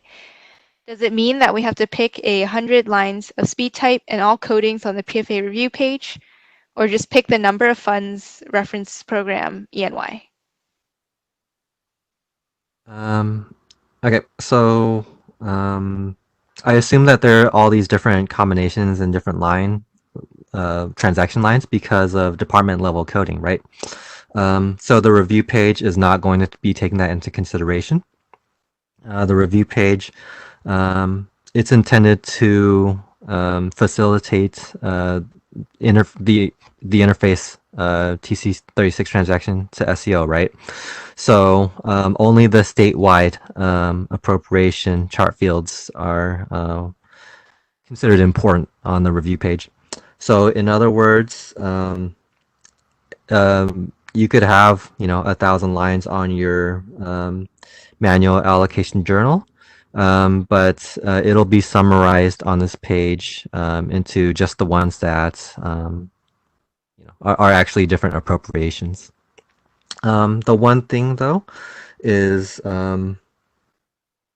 again, as part of the changes due to PFA validation, you would need to separate out your manual allocation journal so that there's only one clearing account or source per journal. Yeah, I mean that's something you should be doing now in order to pass PFA validation. Okay. So we're going to take a pause on some of the questions. We still have a few more, but we'll still be open to answering. I just want to make sure we get through some of our content. Okay. All right, so some of this might have been covered in some of Anthony's questions and answers. I'll go through it for now. PFA activity will outbound nightly from Fiscal to SEO Legacy as part of the batch process. At the next batch process, and this is why there's that time question that we're not exactly sure about because we need to see where this is going to fit in before we give you a hard stop. Cache reclass is going to run using the activity from the PFA submission ledger and post the cache reclass in the modified accrual ledger. And during this time, CVCVAC will be tracked. And then finally, the cache basis impact will be recorded the same day in Fiscal and SEO Legacy, keeping both systems in sync, like Anthony said. And this is going to be for the outbound interface. We also have some new pages, so there's a lot of questions about reports. Departments will be able to use the new PFA history and PFA detail pages to review PFA history. So essentially, these new pages will be,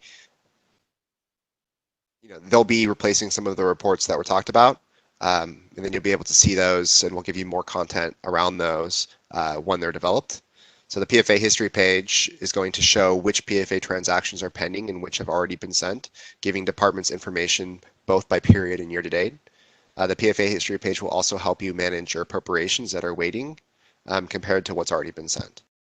And then the second page, there are going to be two separate pages, and these are pages, not reports, so they're going to be very interactive.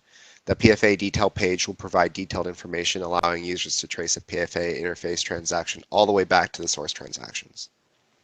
And those are for, I believe, items that have been sent or in pending, but we'll give you more detail later. I wanted to give a quick comment on the roles. So the roles around the PFA review page and other PFA content. So the roles are the pages will be given access. Both the GL processor and the GL approver will be given access to the pages. The GL processor will have view-only access for the new pages, especially with respect to the PFA review page, since this is intended to be used by your more senior accountants. And those will be the GL approvers will be the ones who will be processing PFAs using the new page. They'll be the ones that are able to select and certify activity and add legal authority. All right, so then we're going to get into some of the PFA corrections. Corrections for TC36s previously submitted to SCO will occur directly in Fiscal. And so this is any of those that you've already sent out and you need to make a correction. And since we won't allow you to take anything back, you'll need to follow this process. So PFA corrections to reverse the original PFA and post the corrected amount for a month should be handled in 4 steps. The first one is departments, you'll identify an error, and then you'll go in and create a GL journal using the PFA source in Fiscal to correct the error. I think that's just PFA. The GL journal will then workflow to SEO for approvals. And then once approved, the GL journal will show on the PFA review page for processing, and then you'll have to resend it. And then at full functionality, you'll no longer need to send paper transaction requests to SCO for this corrections. However, at this time, especially in the interim, which we'll go over a little bit later, you'll still need to send the paper ones. And I don't know, I might have messed that source up. Anthony, is it the care source for the PFA corrections? No, it's PFA. Okay, so I did get it right then. Thank you. All right, so then there was some questions about the estimated process so there's going to be a new process once we get to the full functionality. Some people call it phase 2 or phase 3, whatever. It's the post-July release. This new process for PFA interface to send estimated PFA and then net to actual, so that's the second part. The sending estimated PFA will happen by, one, you'll enter the journal source with source ESAD and Fiscal, which will then workflow to SCO for approval, and then you'll select the related appropriations on the PFA page to send to SCO. And then after you're trying to net to actual, you'll need to, there's a new business process. And so this is kind of, the first part was what happens today pretty much, but the second part is going to be the new business process you'll need to do before running allocations. You'll reverse out the estimated PFA using a new source so that the allocation is run for the full amount. Then you'll review the result. That's the estimate. You'll need to do that in order to estimate the reversal and allocation added together to arrive on the net amount. So that's just the estimate minus the final. Hey, Corey, to clarify number 4. What this bullet is saying is that the review page itself, it will only display the net amount. So what we're doing is the allocation runs for the full amount, right? But we're going to take that and the reversal of the estimate, but we're going to take the both of them together, right, and add them. And then that will give the net, and that's what we're showing on the review page. Okay. And then from the estimated, we had a request from SEO to include some policy reminders for it. Please refer to SAM 8452.1 and make sure you're following the standard policy.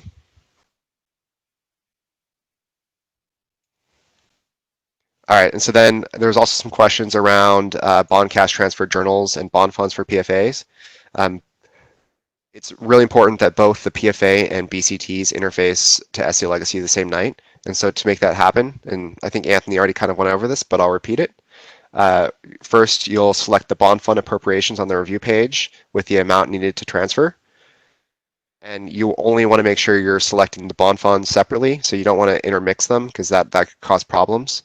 Then you'll need to create a GL journal with a new source. So that new source hasn't been finalized yet.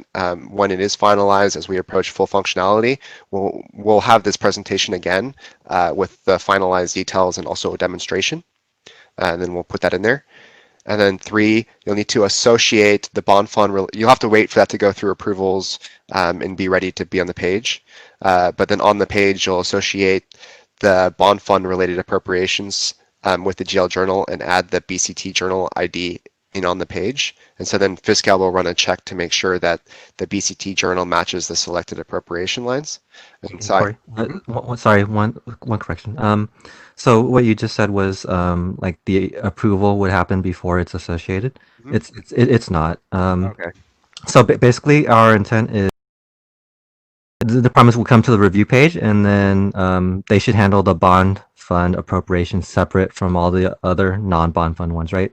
And then so you can go to this review page, just select the bond fund related appropes, and then you see the amount that you need to create the BCT journal for, right? And then once you create that BCT journal and you send it off for SEO approval, right then and there, you should go back to the review page and plug in that the PFA related bond cash transfer journal ID with the the associated appropes on the review page, right?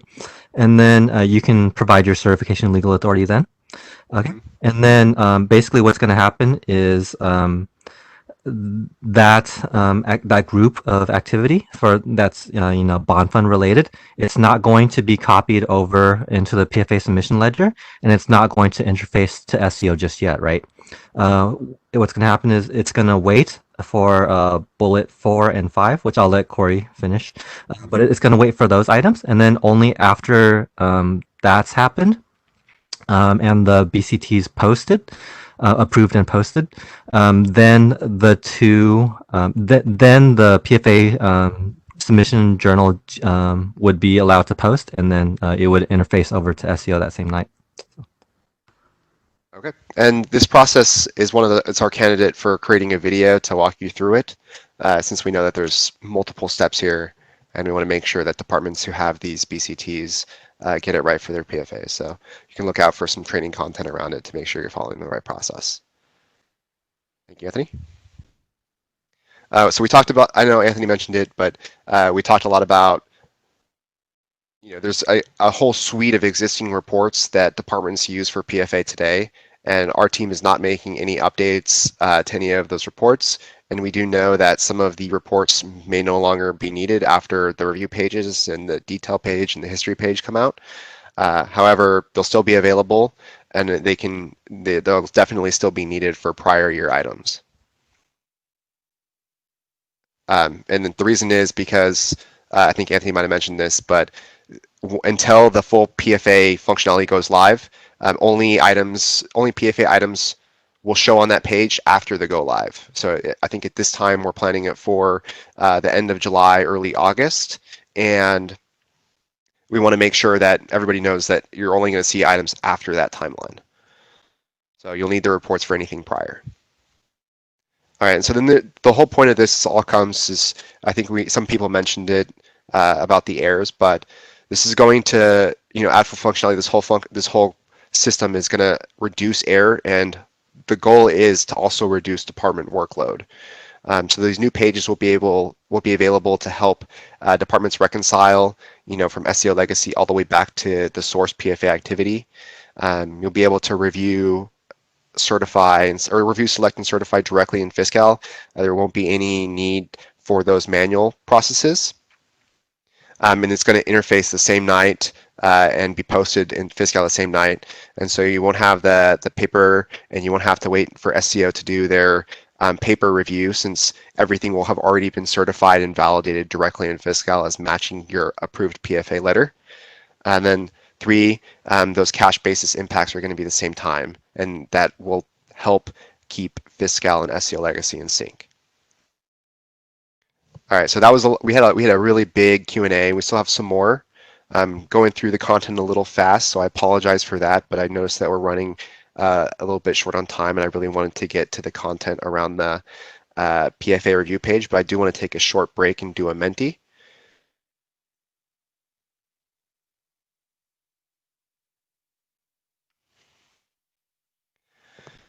I'm looking for, especially, as hopefully as we open up soon, some of your favorite restaurants or work locations.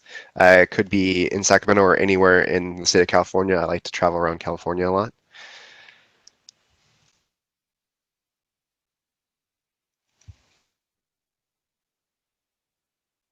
My desk. I know, everyone has that right now.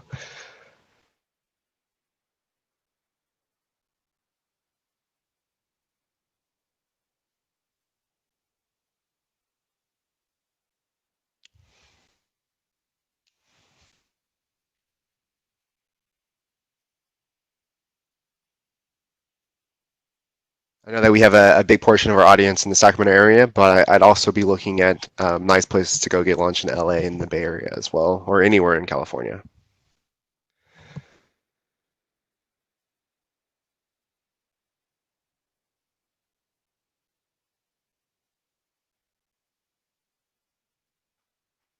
Okay, and then I wanted to mention to everybody that because we've got such a large amount of questions and they're all very good, we're going to do our best to try to create a Q&A for all departments.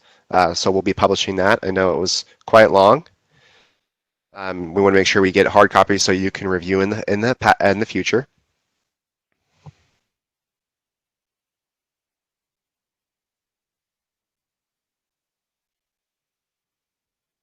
Okay, thank you guys.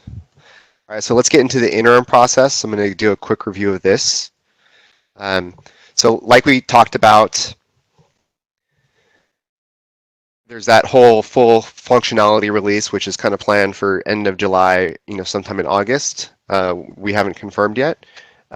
Any activity, PFA activity that was posted prior to the PFA interface release must follow this process. It's very important. And so this includes, after July 1st, any outstanding PFA activity from the prior year, and then any new PFA activity posted before that full PFA functionality release. And that's going to be indefinitely, and I'll get into why later. So for the PFA posted after the PFA release, you'll follow basically everything we just went over using that PFA review page. At that time, SCO will no longer accept paper for anything dated after the full functionality release. And so let's get into what the interim process is. This is going to be a very important slide, so please share it with some of the staff at your department. So it's slide 29. And you have to follow this after July 1st. There's going to be it's a pretty minor change from process-wise it's a minor change, but it's a big thing. So before you send your transaction request to SCO, the paper one, you'll need to submit a ticket to FSC, and you need to attach 2 items. You'll need to attach the copy, so like I said, before you send it, a copy of the PFA transaction request, and then the GL journal spreadsheet upload, which is essentially just going to include the equivalent of all the GL lines that you've already included on your transaction request. The only difference is they need to be in Fiscal chart of accounts and not the legacy chart of accounts you include on your transaction request. And then after you've kind of taken your copy of your transaction request and you've updated the GL spreadsheet upload, you want to, and then you've created that ticket to FSC, then you can send your signed PFA transaction request to SCO. So then SCO is going to review the documents on both sides, both from SCO Fiscal and SCO SARD, and then once they're both confirmed, they're going to be loaded into Fiscal and SCO Legacy at the same time, and then you can reconcile like you do today. And so some additional information about that process. You'll need to create a separate ticket for any PFAs that require a cash transfer. And so it's kind of the same thing, except you'll need to add in your cash transfer transaction request, just a copy of that as well. And by separate, you don't want to intermingle your primarily BCTs for PFA with other PFA. Corey, I just want to add.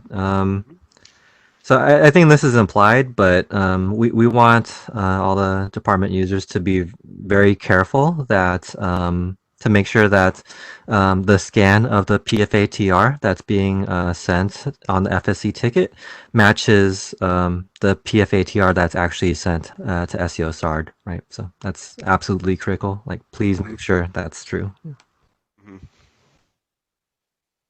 Okay, thank you. So the reason that we need to do this process is before the full PFA functionality comes out, we need to make sure that Fiscal and SCO Legacy are in sync.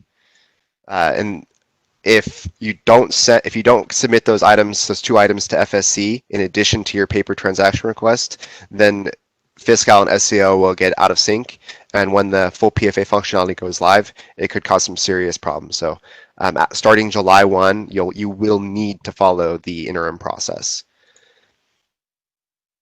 Okay, and so then there will be some changes to the year-end close accrual process for the PFA activity posted 6/30 and prior. We have been, like I mentioned earlier, we've been working with DOF. DOF has stated that they're updating. They might have already updated, but I think they're going to continue to do so, their year-end close training to provide more details on the accounting specific parts. And that really has to do with some of the lines that you're putting in. Key items to note here is that there's that new account. For this one, I believe, since pending cash is going away, it's going to be the 110101. and then you'll need to follow the new year-end close reprocess. Anthony actually described this earlier in one of the questions that we'll be sharing as part of our Q&A. To reclassify that PFA accrual account activity from the PFA transactions not sent to SCO as of 6/30/2021. I think that's a typo. It should say 2020. To due from in the period 998 using the accounting listed in the DOF training. All right, so please sign up for the DOF training. Highly recommended. On another note, we're going to get into it later, but I wanted to make a note of it now. To help you with the interim process, we're having the user support lab, so if you think you might need help with this at all, please sign up. Okay, so we had some questions answered from the survey. Originally, I was going to read through these, but I don't think we're going to have time as we approach our time limit. So we made sure to answer any of the questions that you sent in from the survey link prior to the session in here. Please review it as you guys have time. All right, so today is our PFA interface town hall. There will be some more town halls prior to the go live. We have one the week of 6/15, and that's going to be the pre-go live town hall, and that's when it's currently planned, and we're going to try to keep that week. And that's going to talk more about cutover kind of content, and then we're going to have a town hall either like the day before or maybe the day after our go live to cover some last minute items to make sure everything's good to go. And then we'll have a post go live town hall, which will be updating you guys on anything that we're seeing out there. Before we go live with full PFA functionality, we're also going to be having an additional town hall to repeat some of the PFA content and help you guys with that transition from the interim solution to the full PFA functionality solution. All right, so it's kind of in approvals right now before it gets sent out, but it's on its way there to you guys. This is a lot of content, and if you have any of your colleagues who have not heard this or don't know it's coming, especially for PFA, we really want you to share this content with them. So we're gonna task the department liaisons to have assign conversations for supervisors and managers to make sure everybody who does PFA or departments knows what's coming, and make sure we get your questions so that we can answer it before you go live and put them in this. We're going to have this Q&A, which we'll probably keep adding to make sure that everybody knows what's coming and any of the details you might need to know to operate after July. And so like I was saying before, we're going to be having user support labs in July. Our team is going to make sure we have SCO SMEs there for probably the month of July and potentially August as well. USLs are available at all times, anyways, but we'll have a separate process for SCO July release content as we go through the post go live, just to make sure that departments are getting the SME access to SCO that they need and to get the extra additional support that our team will be able to provide. So look out for more information on that soon as well. All right, so a question on this is, are you guys planning to attend the July support labs? It's a definite yes for me.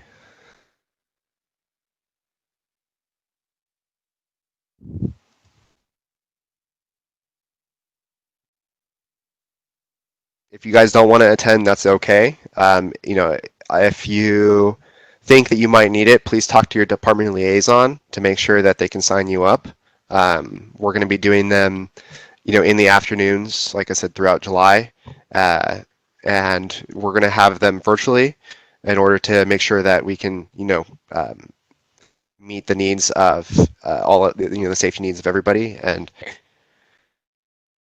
they'll probably be about an hour each, and we'll be able to have multiple departments. They're going to be by department, and then, like I said, we'll be giving you more details soon.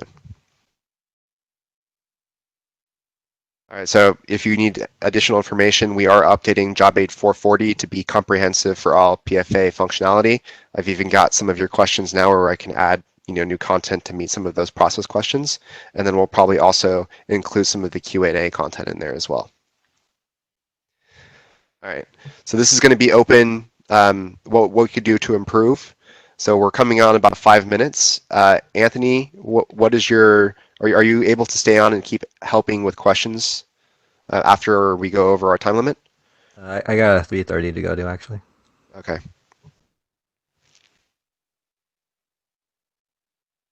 So yeah, if you guys, we're going to leave this open. If you guys can give us feedback on what we can do, improve for the next town hall.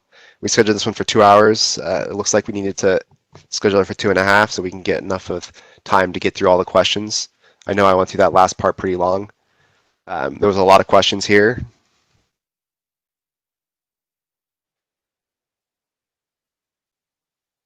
Okay. And so we'll spend the next minute or two to go over. Anthony, is there like a specific question out there that you think we should answer?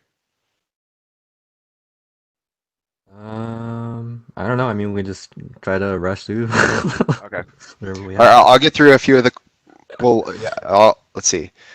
Yeah, There was a well, question about. we're gonna answer all the questions on QA and send it out later, right? But yeah, Mhm. let's just go quickly for what we can right now. Okay. All right, Bree. Okay. Can the review page be viewed at any time? Will it pick the entries with valid but not posted status? So we'll have some more details on the review page. There will kind of be like a system process that you'll run to populate the page, and then. But yeah, we'll have more details for you on that later. But I think the answer is yes. You can view it anytime. And no, it will not pick up activity that's not posted yet. Only posted activity will show on the review page. Okay. After the interface, how will the PFA transactions appear in the tab run? Yeah. Okay. So based on the example in the question, that looks like it's what the departments are putting right now in the transaction description, right? The line description.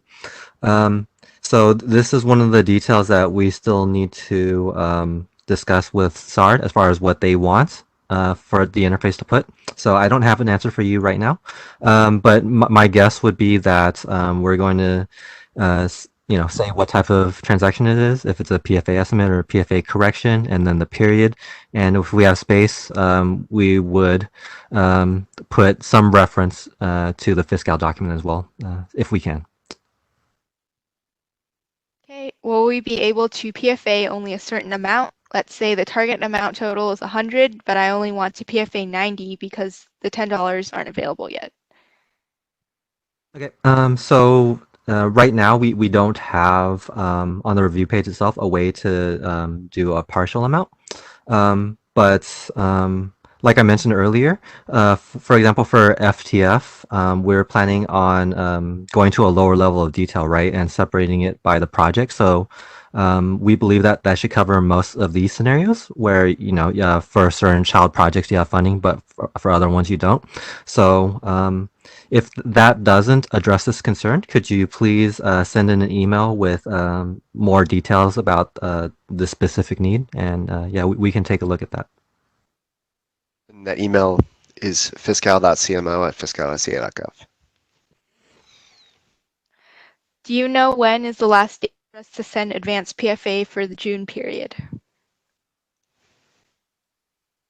Um, Sorry, I don't know what was on the SEO year-end memo this year. I would recommend reaching out to your SARD analyst for this question. So is the PFA review page in essence the department's PFA consolidated reconciliations? That is our goal. Yeah, our goal is to make the PFA reconciliation very simple for departments. Yeah.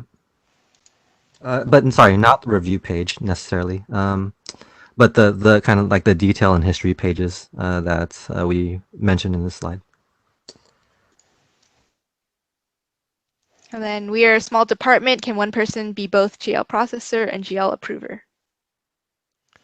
So there's no change to how GL processors and GL approvers are assigned based on this functionality. It's going to be as it is today. So if you already have one person being both, which I think is possible, but I'm not sure, then we won't change that. And if there is I think there's might be an exception process there. So if you have any issues with it, please contact FSC. Yep. And I just wanted to mention, like, you wouldn't necessarily need, like, as long as you have the GL approver role, you would be able to do all the processing on the review page. Only the GL approver can select and certify transactions. But yeah, I gotta go, guys. Sorry. All right, thank you, Anthony. Thanks, everybody. Okay, so I think that that pretty much is going to wrap up our Q&A. We had a few questions about user support labs. We don't have to sign up now. You can sign up when you need them. We'll be sending out more details later. If you want to sign up in advance, and then you know that we recommend that if you need it. We can shorten it for like an hour and then just go over things if you need it. The USLs will probably be through Microsoft Teams. However, if your department needs it, we will be able to have them through WebEx. We got a date of June 15th, 2020 is the last day. That was just another comment. Please validate that with, I think it was a communication sent out with the year-end dates. All right, and that's about all we can answer now, but like I said, we're going to be creating a Q&A on this. I would say look out for that. We'll get it done as soon as we can. I don't have a confirmed time with it. All right, so thank you.